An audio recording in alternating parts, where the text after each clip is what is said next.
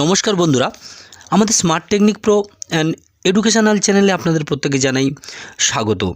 এই মুহূর্তে রাজ্য সরকারের কর্মচারীদের জন্য অর্থ দপ্তর থেকে অ্যাডব বোনাসের জন্য অর্ডার জারি করলেন রাজ্য সরকার 2023-24 অর্থবর্ষে। সর্বপ্রথম আপনাদেরকে বলবো অ্যামলোমেন্টস যা পরিষ্কার করে দিই আপনাদেরকে, যদিও এই বিষয়টি আপনারা অনেকেই জানেন। অ্যামলোমেন্টস হলো কি?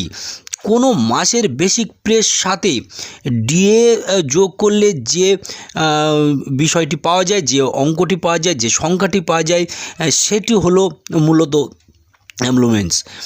অর্ডারটিতে বলা হচ্ছে যে সমস্ত কর্মচারী 31 মার্চ 2024 থেকে পর্যন্ত অ্যাম্বুলেন্সে অর্থাৎ ডিএ এবং বেসিক পে টোটাল যোগ করে 42,000 টাকা বা 42,000 কম পাবেন, সেই সমস্ত কর্মচারী 6,000 টাকা বোনাস অবশ্যই করে পাবেন।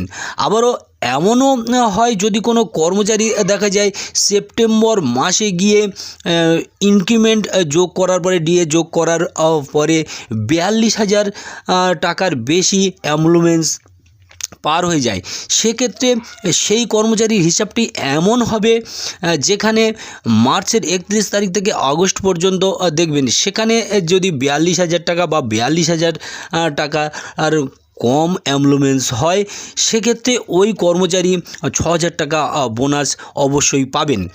এবং যে সমস্ত নতুন এমপ্লয়ি নিয়োগ হচ্ছেন, সেই সমস্ত কর্মচারীর যদি 6 মাস চাকরি পূর্ণ না হয়, তাহলে সেই সমস্ত কর্মচারী কিন্তু এই 6,000 টাকা বোনাস পাবেন না। তবে এক্ষেত্রে রাজ্যের চুক্তিভিত্তিক শিক্ষক, পার্শ্ব শিক্ষক, এমএসকে, এসএসকে, আশাকর্মী, অঙ্গনারী সমস্ত কর্মচারীরা কিন্তু এই 6,000 টাকা বেতন পাবেন। তার কারণ হলো এই সমস্ত কর্মীদের, শিক্ষাকর্মী, স্বাস্থ্যকর্মীদের কিন্তু অনেকটাই কম বেতন বলি, ভাতা বলি, নিজেদের সংসার কিন্তু এই মুহূর্তে চলছে না। এই সমস্ত কর্মী অবশ্যই এই 6,000 টাকা বোনাস পাবেন।